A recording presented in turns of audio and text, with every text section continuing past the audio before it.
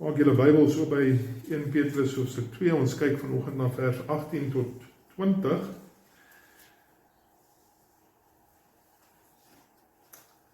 In Petrus hoofstuk 2, en onthou Petrus is besig om te praat oor hoe ons moet leef terwyl ons onder die heidene is, hoe ons moet leef wanneer ons tussen die mense van hierdie wêreld is. En hy kom dan nou hier, let op dat sy opskrif daar in die 2020 vertaling, navolging van Christus se voorbeeld. Nou dit kom ons nog by, vanaf vers 21 is dit meerendeels die fokus, maar in ons optrede teenoor die mense van hierdie wêreld en in ons werksplek moet ons navolgers wees van Christus se voorbeeld. Maar kom ons kyk daar in vers 18 tot 20. Huisbediendes, wees met groot ontzag aan julle werkgewers onderdanig. Nie net aan die goeies en vriendelikes nie, maar ook aan die onredelikes. Dit is immers genade as iemand, omdat hy met God rekening hou, onregverdige lyding verduur. Want watter aanprysing is daar vir julle wanneer julle oortree lyfstraf ontvang? En nogtans daarmee volhard. Maar as julle volhard, terwyl julle goed doen, en dan tog ly, is dit genade by God. Sover ons geleesde gedeelte, en jy sal sien die volgende vers, herinner ons, julle is immers hiertoe geroep, want Christus het ook terwille van julle gelei. So, daar is die voorbeeld van Christus se lyding, wat vir ons moet help om selfs lyding in die werksplek te hanteer. Maar kom ons bid en vra dat die Here vir ons sal lei en leer. Here, u woord is kosbaar en ons dankie dat u woord ons kan bemoedig en versterk. En Here, dat dit vir ons kan leer hoe ons moet optree in hierdie wêreld. Hoe moet ons optree tussen ongelowiges? En in besonder, hoe moet ons optree ook in die werksplek? Dis my gebed, Here, dat u vir ons sal leer en lei deur die woord ook vanoggend. In Jesus naam. Amen. Wat dink jy as jy aan eerste eeuse slawe dink? Meeste van ons dink miskien soos wat ons kyk na slawerny op televisie, op films, dat dit was soos wat dit is, soos films dit uitwys, of ons dink aan slawerny soos wat dit was in die 16de tot die 19de eeu. Maar terwyl daar uitsonderings was eerste eeuse slawerny in die meeste gevalle nie heeltemal so brutaal soos dit wat ons indink. Hier is 'n paar interessante feite van eerste eeuse slawerny. Byvoorbeeld, daar was talle slawe wat betaal was, wat 'n inkomste verdien het. In baie gevalle was slawe gesien as deel van die familie. Slawe het ook in sommige gevalle 'n bietjie vryheid gehad. En hier is 'n interessante ding wat julle miskien nie geweet het nie, maar 'n mediese dokter, as hy by jou huis aangekom het, huisbesoek kom doen het, of 'n onderwyser wat jou kinders in jou huis geleer het, dis nou die eerste eeuse tyd, of 'n kontrakteur wat sou kom om iets reg te maak in jou huis, was geag as slawe en hulle was betaal vir hulle diens. Nou moet my nie verkeerd verstaan nie, daar was baie gruisame hantering van baie slawe. Nie alle meesters was goeie meesters nie. Nie alle meesters was aangenaam nie. Maar hier is die ding wat wel waar is van slawerny in daardie tyd, van almal van hulle, is die feit dat hulle kon nie maak en gaan waar hulle wil nie. Hulle het nie ander keuse gehad om te werk nie, hulle kon nie net leeg lê en niks doen nie. Hulle het 'n taak gehad om te verrig, en as hulle daardie taak nie verrig het nie, dan was daar nagevolge. En kan ek net vir 'n oomblik dan stop en sê, maar eintlik is dit maar soos wat dit vir meeste van ons is by die werk, is dit nie. En nie een van ons beskou ons werksituasie as slawerny nie, doen ons. Maar jy word betaal, net soos sommige slawe betaal was. Jy voel baie keer deel van die organisasie, asof dit 'n familie opset is. Jy het sekere vryhede, maar maandag tot Vrydag, 8 tot 5, is jy verplig om by die werk te wees. En ook in dieselfde asem, sommige van ons het goeie baase, en ander van ons het nie sulke goeie baase nie. En so die vraag wat Petrus hier vir ons dan vanoggend vra is, hoe tree jy op teenoor jou baas? Of jou baas nou 'n goeie baas is of 'n onredelike baas, is jy aan hom onderdanig? Want wat ons moet onthou as gelowiges is wat ons ook al doen, ons doen dit nie vir onsself nie, doen ons. En wat ons doen ons ook nie vir ons baas nie, ons doen dit uiteindelik alles vir wie? Vir die Here.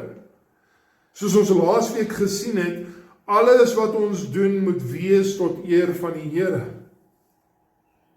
En dit sluit in alles wat jy by die werk doen.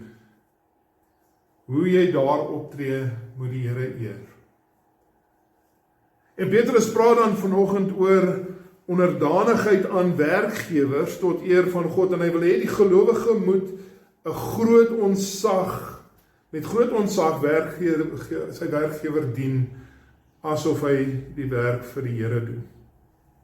En dit bring my dan by die eerste punt wat ek vanoggend wil uitlig, 'n oproep tot ontzagvolle onderdanigheid, 'n oproep tot ontzagvolle onderdanigheid. Nou die Afrikaanse 2020 vertaling vertaal hier met huisbediendes, en ek dink dis 'n goeie vertaling, 'n goeie refleksie van wat die Grieks hier sê, alhoewel die woord nie in die Grieks nie amptelik huisbediendes is nie. Die woord wat hier gebruik word is die woord verslaaf, maar nie die mees algemene woord verslaaf wat ons ken, doulos nie. Dis 'n woord wat meer spesifiek verwys na 'n slaaf wat in iemand se huis gewerk het. So dit sluit in 'n huishulp en 'n tuinier, ja. Dit sou ook insluit in die eerste eeuse tyd, die persoon wat in bestuur van jou huis was, die huisbestuurder, wat alles in jou huis hanteer het. En soos ek reeds genoem het, dit sou dokters insluit, en onderwysers insluit, en vakmanne insluit, wat in jou huis in sou kom. En so dit was nie beperk tot onbetaalde of laagbetaalde dienste nie, dis die punt wat ek probeer oordra, dit sou insluit mense wat goed vergoed was vir dit wat hulle gedoen het. En Petrus se oproep hier in vers 18 is dat ons met groot ontzag aan hierdie werkgewers onderdanig moet wees. Ons moet hulle gesag oor ons aanvaar, en ons moet gewilliglik, en dit is 'n belangrike woord in ons moderne konteks, gewilliglik onderdanig wees aan dit wat hulle van ons vereis, behalwe, soos ons ook laasweek gesien het en die week tevore, behalwe as dit wat hulle van ons vereis, is dat hulle wil hê ons moet sondig. In daardie saak dan alleen, waarin hulle van ons verwag om te sondig, moet ons ongehoorsaam wees. Terwyl ons verder in alle opsigte steeds moet voortgaan om aan hulle onderdanig te wees. Onthou wat sê vers 13, wat ons nou gekyk het laasweek, of 2 weke terug. Wees ter wille van die Here, daar's die rede, ter wille van die Here onderdanig aan elke mensinstelling. En jou werksplek is 'n menslike instelling. En daarom is die verwagting van die Here, dis die woord van die Here hierdie wat sê, jy moet onderdanig wees ter wille van die Here. Ons moet dit wees, ons moet aan ons werkgewers onderdanig wees, maar let op wat sê vers 18, ons moet met groot ontzag. Nou daai woord ontzag is die woord phobos in Grieks. Dit verwys, dis waar ons die woord fobie vandaan kry. Nou, dit word gewoonlik in die Afrikaanse vertalings vertaal met die woord vrees, maar die woord ontzag is in hierdie geval meer gepas. Want Petrus sê nie ons moet bang wees vir ons werkgewer nie. Dis nie wat hy sê nie. Maar wat hy wel sê, en hierdie is ek dink 'n beter vertaling as ons dit moes omskryf, 'n definisie van wat hy bedoel, ons moet 'n gesonde begeerte vir hulle, om hulle ontevredenheid te verhoed. Ons moet 'n gesonde begeerte hê om hulle ontevredenheid te verhoed. Met ander woorde, ons moet ernstig streef daarna om ons werkgewers tevrede te stel met die werk wat ons vir hulle doen. En so sy gedagte is nie so wat Efesiërs hoofstuk 6 en vers 5 sê, ons moet ons werknemers met vrees en bewing dien nie. Dis nie wat hy bedoel nie. Wat hy bedoel eerder is soos Efesiërs 5 vers 33 vir ons wys, ons moet wees soos wat 'n vrou teenoor haar man moet optree. Ons moet hulle eerbiedig. Ons moet probeer om hulle tevrede te stel. Ons moet probeer om nie by hulle ontevredenheid op te bring nie. Daar moet 'n gesonde weerstand wees daarin om my baas ontevrede te maak met die werk wat ek doen. Dit moet ons benadering tot ons werknemers wees, sê Petrus in vers 18 verder. Hy sê, nie net teenoor die goeies en die vriendelikes nie, maar ook teenoor die onredelikes. Kom ons wees eerlik, dis maklik om goed op te tree en bly te wees en reg op te tree wanneer jou baas nice is. Nee. Maar Petrus sê, dis nie net die verwagting vir daardie nice baas wat alles reg doen nie. Dis ook nodig vir ons optrede is, dis ook met ons wat van ons verwag word vir ons baas as hy onredelik is. Nou daai woord onredelik, eintlik is die bedoeling agter daai woord iemand wat oneerlik en moreel boos is. Dieselfde woord word byvoorbeeld in Handelinge hoofstuk 2 vers 40 gebruik vir iemand wat verkeerde gedrag toon.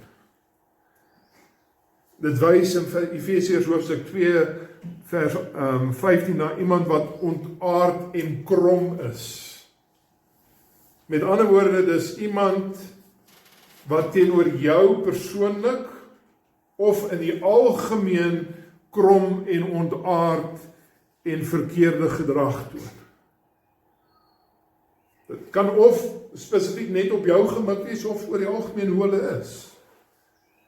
Maar die verwagting is dat jy selfs dan aan hom met groot ontzag onderdanig moet wees, sê Petrus. En die vraag is hoekom? Hoekom moet ek teenoor hom onderdanig wees? Ons kom weer terug by vers 13. Ons moet onderdanig wees aan elke menslike instelling, en dit is 'n menslike instelling. Ons werksplek is 'n menslike instelling. Hoekom moet ons aan hulle gehoors onderdanig wees? Ter wille van die Here. Dink aan Jakob. Nee, onthou julle vir Jakob. Jakob in Genesis 31 is die spesifieke teks waarna ek wil verwys.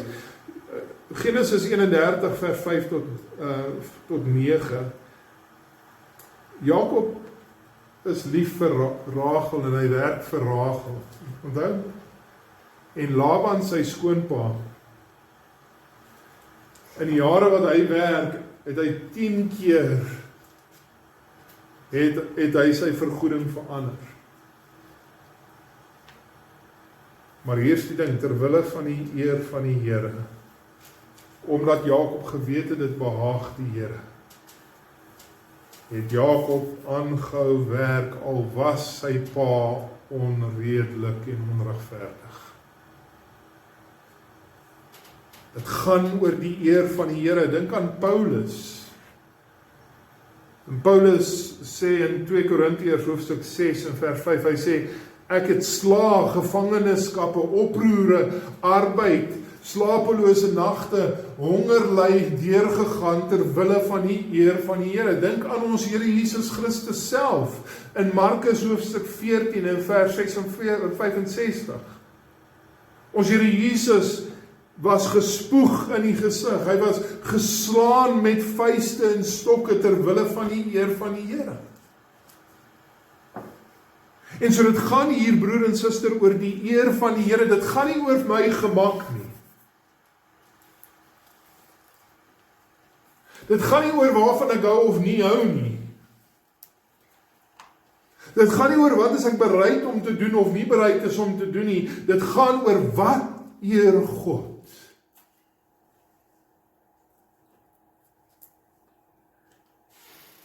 En wat baie duidelik is uit die skrif is dat onderdanigheid aan ons werkgewers dit eer God. Dat ons werkgewers sal eer in alles behalwe as hulle van ons verwag om te sondig. Daarin moet ons nie gehoorsaam wees nie. Dit eer God. En soos Efesiërs hoofstuk 6 vers 5 tot 6 sê, ons diensbaarheid aan ons werkgewers moenie lippediens wees of gunstsoekery wees nie. Nee, maar ons moet met opregte harte. Ons moet met opregte harte, asof ons slawe van Christus is, wat die wil van God van harte doen wees, moet ons wees. Ons moet, soos ons teks sê, met groot ontzag onderdanig wees aan ons werkgewers. En nie net teenoor die wat goed en aangenaam is nie, maar ook teenoor die onredelik is. Terwille van wie? Terwille van my baas? Nee. Terwille van myself? Nee. Maar terwille van die eer van die Here. Terwille van die Here. Nou ek neem aan, daar sommige van julle wat slegte en moeilike baas het. En nou vra jy dalk vir my, nou wat moet ek doen vir my baas, as ek hulle moet gehoorsaam wees, wat moet ek doen, andersins as dit? Wel, die antwoord is, bid vir hulle. Bid vir jou baas. 1 Timoteus hoofstuk 2, vers 1 tot 2 sê, ons moet bid vir hulle verlossing. Bid jy vir die verlossing van jou ongelowige baas.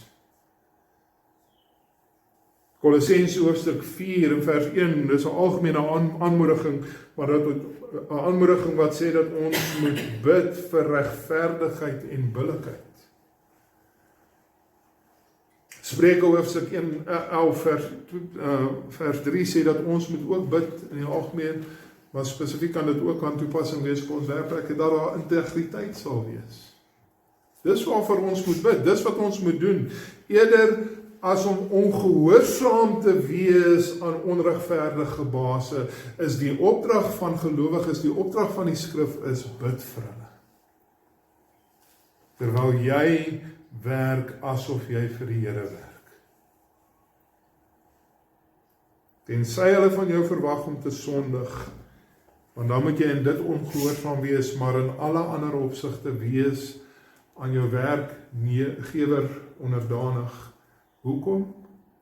Terwille van jou werknemer? Of werkgewer? Nee. Terwille van jouself? Nee. Terwille van die eer van die Here. Sodat mense sal kan sien, daar is iemand wat Christus liefhet. Daar is iemand wat Christus wil eer ten spyte van sy moeilike omstandighede. Dit bring my by ons tweede punt vanoggend. Die kosbare genade te midde van ongeregtigheid. Die kosbare genade te midde van ongeregtigheid. My nie verkeerd verstaan nie, ek besef dat daar baie ongeregtigheid wat dalk in jou werksplek plaasvind. Maar wat ek wil hê ons moet raak sien, en Petrus wil hê ons moet raak sien, is die genade ten spyte of te midde van dit. Ons moenie Petrus verkeerd verstaan hier nie. Hy sê nie dat jou onregverdige baas se optrede teenoor jou, dat dit die genade is nie. Dis nie wat Petrus sê nie. Nee, as ons kyk na vers 8 en 19 spesifiek, die genade waarvan hy daar praat, hou verband met die tweede frase van daai vers, nie met die derde nie. Dit hou verband met die tweede deel, en dit, omdat dit met die tweede deel verband hou, maak dit vir ons moontlik om die derde deel te doen. So kom ek probeer dit in meer eenvoudige woorde sê. Omdat ek met God rekening hou, as gelowige, is ek in staat om onregverdige lyding, selfs by die werkplek, te kan te verduur. As die van ons as gelowiges, is die wat die genade van God ontvang het, En dit moet ons bereid maak om selfs onregverdige lyding te verduur, terwille van die eer van die Here. Dis 'n les wat Petrus vir ons alreeds in die eerste paar verse van sy brief gelees het. Ek wil hier met saam met my so toe blaai. 1 Petrus hoofstuk 1 en vers 3 tot 6, net daar die 3 verse, maar eintlik fokus ons net op vers 6.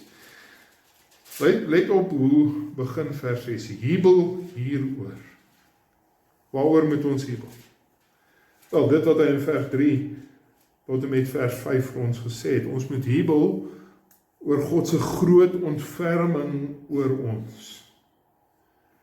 Dat hy vir ons 'n lewende hoop gegee het, wat nooit sal vergaan nie, wat onbesmet is, wat onverwelk sal wees. En ons moet onsself daarin verheug, kom terug by vers 6, jubel oor dit wat God vir ons gedoen het, die genade wat hy vir ons gegee het, jubel daarin, al moet julle vir 'n kort tydjie deur allerhande beproewinge beproef word. Wat's Petrus se punt? Dit verheerlik God as ons onregverdige lyding verduur, juis omdat ons met God rekening hou.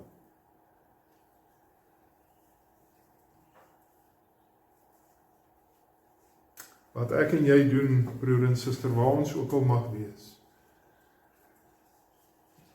Ek staan nie vanoggend hier voor omdat ek probeer om mense tevrede te stel nie. En jy moet nie in jou werksplek daar staan omdat jy probeer om mense tevrede te stel nie. Dit gaan nie oor my of jou nie. Dit gaan nie oor ander mense nie, dit gaan oor God se eer. En so selfs jou optrede teenoor jou bestuurder moet wees om hom te eer. Wat ons doen ons vir die eer van die Here, en as niemand anders in ons werksplek te doen nie, dan moet ons nog steeds voortgaan. En as jou optrede van jou bestuurder hom nie eer nie, moet jy nog steeds voortgaan om dit te doen vir die eer van die Here. Ons moet onderdanig wees, nie terwille van die baas nie, nie terwille van onsself nie, maar terwille van die eer van die Here, behalwe ons moenie onderdanig wees as hy sou van ons vereis, my werkgewer van my sou vereis om te sondig nie. Dan moet ek ongehoorsaam wees in dit en dit alleen. En hier is nou 'n ander ding wat belangrik is, nee, ons moet onthou dat as ons onderdanig is terwille van die Here, dan is dit nie 'n onwillige onderdanigheid nie. Ek sal dit nou maar doen nie. Dit is nie die geval nie. Daar's nie bitterheid in my hart as ek dit doen vir die eer van die Here nie. Daar's nie 'n veragting in my verander terwyl ek dit doen vir die eer van die Here nie. Kan daar wees? Daar's nie 'n selfbejammering, ek kry myself jammer want almal is so lelik met my as ek dit doen vir die eer van die Here nie. Dit gaan nie, daar's nie haat in my hart nie. Nee, wat sê, onthou wat het ons gesien in vers 1, hoofstuk 1 vers 3 tot 6. Dis met gejubel. Dis met gejubel. Hoekom is dit met gejubel? Want terug by ons teks, ons hou rekening met die genade wat God teenoor ons getoon het. Ons hou rekening met God se genade teenoor ons.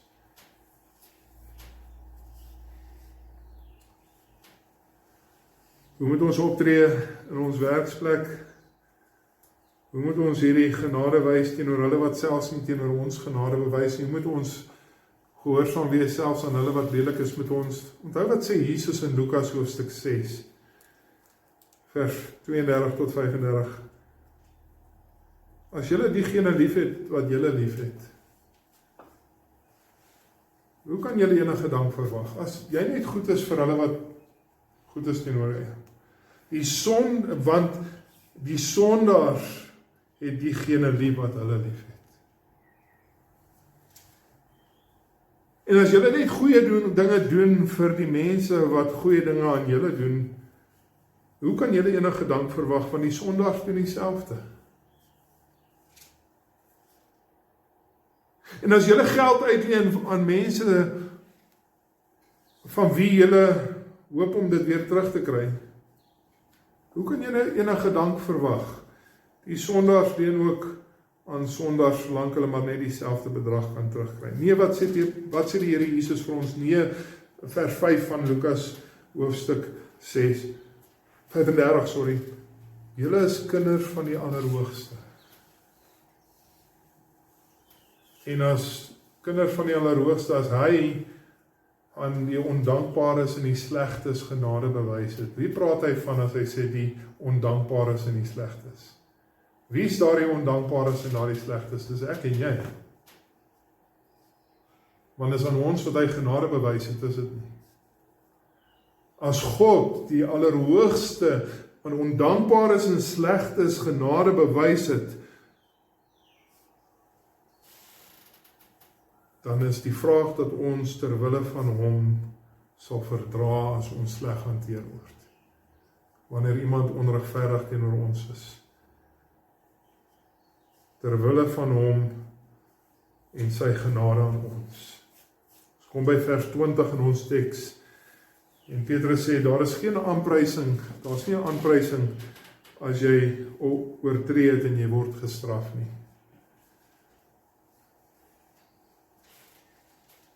Die aanprysing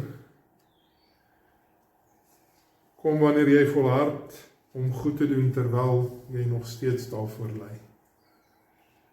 Dat die lyding jou nie stop om aan te hou om te doen wat goed en reg is nie. Dis die persoon wat geëer sal word, dis die persoon wat aangeprys sal word. God gaan ons nie aanprys as ons ly omdat ons verkeerd doen nie, maar as ons daar is vir ons aanprysing by God, as ons ly en ten spyte daarvan volhard om te doen wat goed is.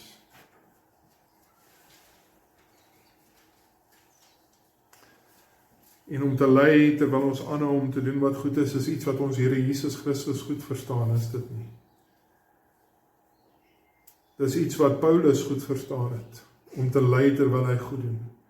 En is iets wat Petrus goed verstaan het, om te ly terwyl hy goed doen. En daarom wil ek hê julle met saam met my blaai hier in 1 Petrus na 3 tekste, want ek wil sê, wat wys dat vir julle wys, dat Petrus gaan nog baie sê oor hierdie kwessie van om te ly terwyl ons goed doen. En dat daar eer in is. 1 Petrus hoofstuk 3 vers 14. Maar selfs al sou julle ly terwille van wat reg is, gelukkig is julle. Moenie hulle intimidasie vrees nie of ontsteld raak nie. Net 3 verse later, vers 17, 1 Petrus 3:17. As julle immers, dit is immers beter as dit God se wil sou wees dat julle ly omdat julle goed doen, as dat julle ly omdat julle kwaad doen. En dan in die volgende hoofstuk 1 Petrus 4 vers 14 tot 16. As julle terwille van Christus se naam beledig word, gelukkig is julle, omdat die gees van heerlikheid, dit is die gees van God op julle is. Niemand van julle moet immers as 'n moordenaar, moenie ly om te verkeerd doen nie, as 'n moordenaar of 'n dief of 'n kwaaddoener of 'n bemoeisieke ly nie. Maar as iemand egter ly omdat hy 'n Christen is en God wil eer, ook in die werksplek, moet hy hom nie skaam nie, maar God verheerlik op grond van die naam, van hierdie naam. Daar is geen eer en aanprysing of aanprysing as iemand 'n verdiende straf ontvang nie. As jy ly omdat jy verkeerd gedoen het, dan is dit jou reg. Dan is dit reg wat gebeur het. Daar's nie aanprysing vir dit nie. Maar sê Petrus, as jy onregverdig ly, dan is daar eer in. As jy volhard om goed te doen ten spyte van die feit dat almal om jou verkeerd doen. As jy volhard om goed te doen terwyl jy moet ly, dan is dit genade by God. Dis genade by God, sê Petrus. Hier is die ding, broer en suster, egte geloof Sal julle wat sê, wat het ons geleer in 1 Petrus 1 vers 7? Egte geloof, sê Petrus, is wat? Kosbaarder as goud. Maar wat gebeur met goud? Goud word in die vuur gelouter, is dit nie? Dis waar goud gelouter word.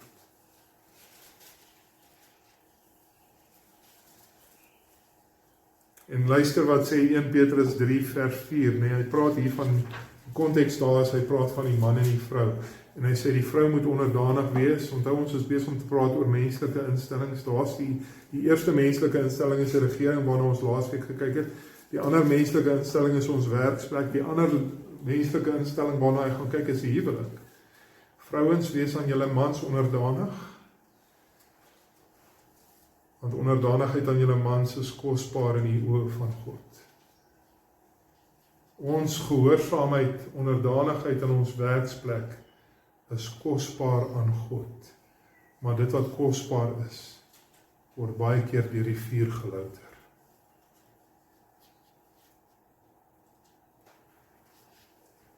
Ons leef in 'n tyd waar ons baie maklik agter almal anders aangaan en doen wat hulle doen.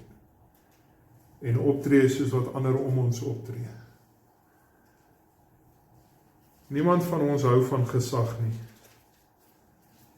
Ons hou nie van gesag oor ons nie. Ons probeer so ver as moontlik om weg te kom van enige gesag oor ons. Ons wil ons eie ding doen. Ons wil doen wat ons lus het om te doen. En veral wanneer daardie gesag wat oor ons geplaas is onredelik is, of as daardie gesag wat oor ons is oneerlik is, dan is ons baie vinnig om te wil wegdraai van daardie gesag, soos ons laasweek gesien het met die regering. Maar wie het die gesag oor ons geplaas? En wie is die gesag oor dit alles, oor alle gesag? Dis God. En ons moet God eer, waar ons onsself ook al vind, ook in die werksplek. Mag die Here ons help om ligdraers te wees oral waar ons gaan. En om te doen wat ons doen, om hom te verheerlik en hom te eer, selfs in die werksplek. Want hier is die ding, meeste van julle, waar spandeer jy die meeste van jou tyd? Meeste van jou tyd word spandeer by jou werksplek. En hoe eer jy God in die werksplek? Wel, een manier hoe jy God kan eer in jou werksplek, is om met groot ontzag onderdanig te wees aan jou werkgewer. En selfs al sou dit wees dat jy ly terwyl jy respek en eer betoon, onthou dat selfs in dit is daar genade by God vir jou. Jy is onwaardig van jou verlossing. Jy het dit nie verdien nie. Maar uit genade het God dit vir jou gegee. Wees dan bereid om selfs onregverdig te ly, om die naam van Christus te bly verheerlik. Dat die Here vir ons sal help, ook in die werksplek, dat ons hom sal eer. Amen. Kom ons bid.